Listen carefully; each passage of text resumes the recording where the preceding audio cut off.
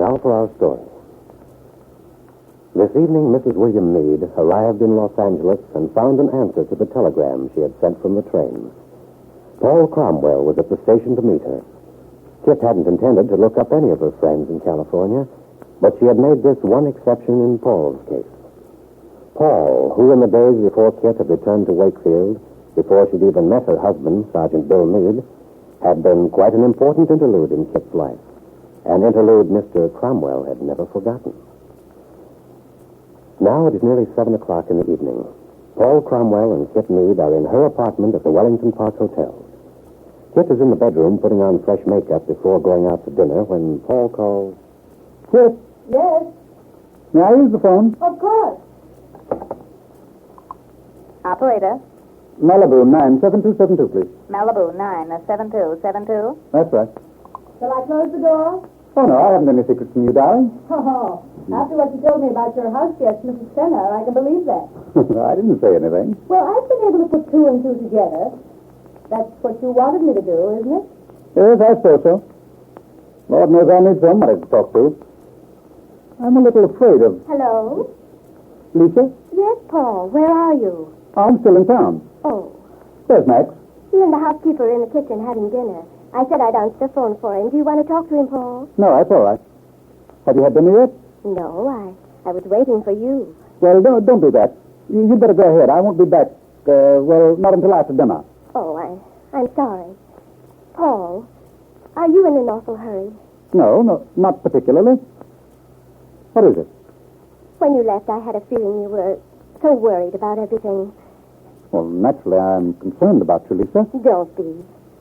Are you where you can talk? Oh, yes. Yes, there's no one around. I'm afraid I distressed you this morning when I arrived, Paul.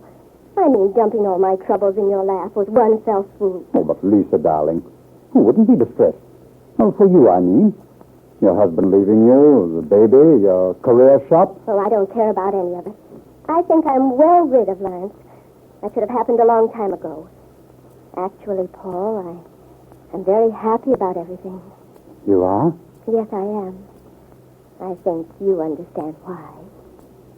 Well, Lisa, dear, I think you're wonderful to feel this way. It makes me admire you even more, but I... Oh, but I don't want to be admired, you see.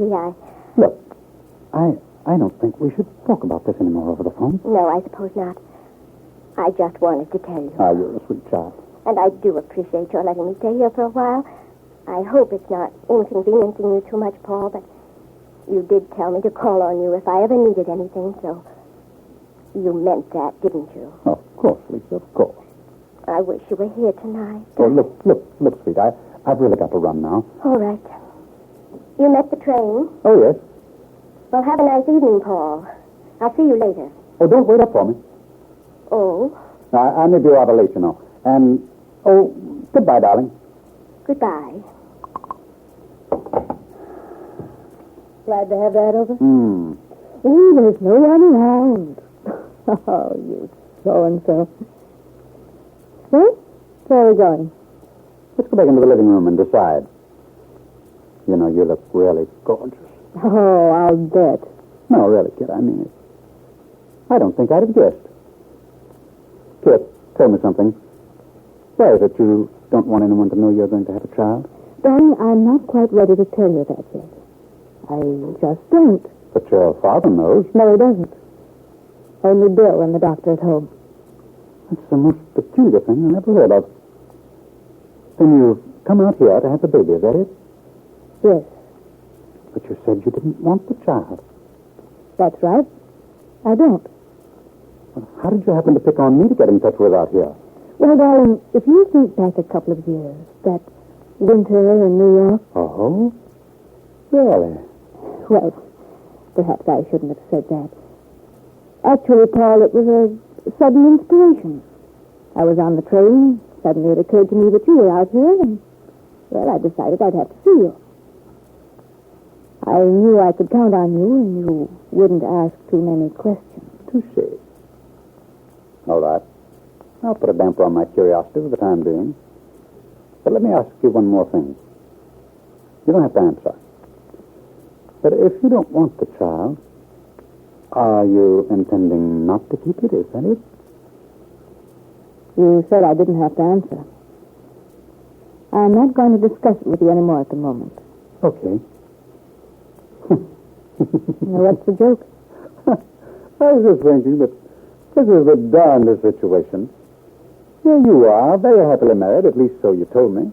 Anyway, here you and Bill are, to all intents and purposes, love's young dream. You're going to have a baby, and you don't want it. And there's Lisa, deserted by her husband, flat broke, and happy as a lark. Maybe it's too bad our positions aren't reversed. What do you mean by that? Oh, I just said it. I don't know as I mean anything.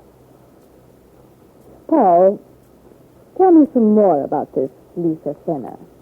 But I have told you, Kit. Oh, I know. You've given me an outline, but I'd like a little of the detail work filled in. You said you met her in San Francisco when she and her husband had an engagement there? Yes, they were dancing at the Regency. She hasn't any idea where her husband is now. No. Does he know her about the baby? She says not. Well, perhaps that would bring him back. I hardly think so. But if it would, heaven forbid. I mean with Lisa staying at the beach. Oh, I understand. Anyway, she's really much better off without him. He's a wonderful dancer, but absolutely no good. Cruel, unstable, chaser. Sounds like the whole book. What's she like? Oh, rather small. Slightly oriental in appearance. Oh, I don't mean her physical characteristics. Or didn't you delve any deeper than that? Still as nasty as ever, aren't you? Mm-hmm. Well, she's rather simple, generous-hearted little thing. Obviously. Rather enchanting. But like most women, when they start getting more deeply involved, they get possessive. And the enchantment doesn't seem quite as intriguing, does it? Well, don't misunderstand me. I'm very fond of her, and I want to do everything I can to help her. As long as it's with the checkbook, huh? After all, Kid, I'd rather not get mixed up in this. Frankly, I wish she hadn't descended on me. You know, I think you had a case of panic. No. But I am a little nervous about it. I mean, Kid, I really don't know what Lisa's like. I have a feeling she may be a little unpredictable at times. I don't know exactly how far to believe her. I sort of do. Is she in love with you? Well, last time in San Francisco, she said she was in love with me. I see. And now, of course, that the husband is out of the picture, do you think she has the old cap set? Maybe that's why she's so happy about everything. Maybe. I don't know. If it weren't for this baby, she'd be so much better off, and so would everyone, for that matter. If she had your attitude, for instance. If she didn't want it. Oh? Yes, under the circumstances, I think she'd be very foolish to try to keep the child. But if she wants it, there's not very much you can do about that. I suppose not. Well, if I could just get rid of this feeling that she might cause me some kind of trouble. Paul, don't worry about that. That's easy for you to say, darling. I mean it.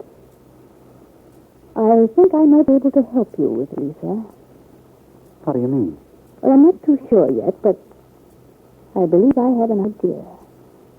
I think it might work. I want you to drive me down to the beach the first thing tomorrow so I can meet her. Oh, Kid, if you could only help me, I'm quite sure I can, Paul. Just leave Mrs. Fenner to me.